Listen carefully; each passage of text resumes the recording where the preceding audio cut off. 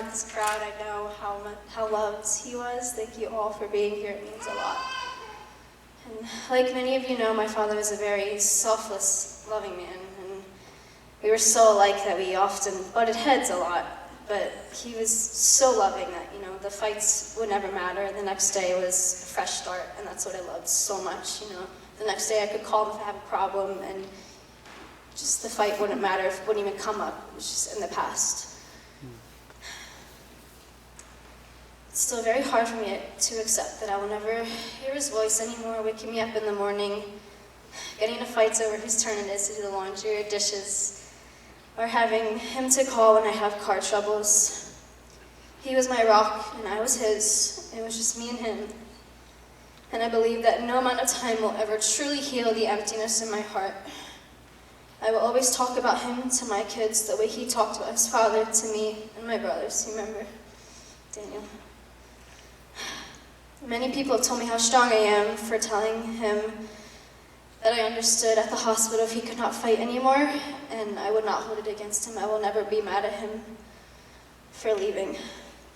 The first night that he was in the ICU at St. Mary's, he was fully sedated, and I kid you not, the moment he heard my voice enter the room, he opened his eyes and moved his hands, and the nurses just stared like he should not be doing that right now, and I was like, yeah, that's my father, he's such a fighter. By the time things had taken a turn for the worse and he was fighting for his life, I knew his spirit was present with me. The most amazing thing I will ever experience in my life was when I was praying and reading the Bible over his body, and I felt this amazing warm sensation in my chest I will never ever be able to explain. You can believe me if you want or not.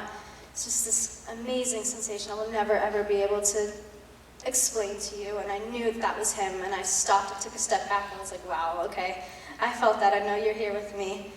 And that was followed by a sensation in my arms, and I knew he was there with me. He wanted to hug me, and he was there. And I've been feeling it every once in a while as the days have gone by. It's kind of been not happening as often, so I know he's passing on. But I know even if he can't give me any physical signs, I know he will always be here with me until the day that I can see him again. I want to thank everyone who has reached out to support me, who has given me guidance with the shop, all of you. You know who you are. I know he would really appreciate everyone taking such good care of me. He will live on forever in my heart. One day, I told him, I was like, one day I will have your Ferrari on a farmhouse, Papa. He always told me that the angels with me can only go the speed limit.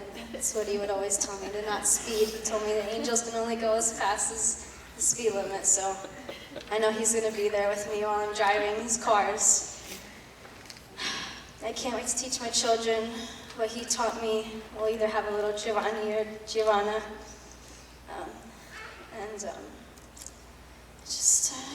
It'll be a glorious day when I can see his smile again and physically be able to hug him. I cannot wait for that day. So that's all I prepared. So thank you, everyone. Thank you, Paula, for being here. Pass it on.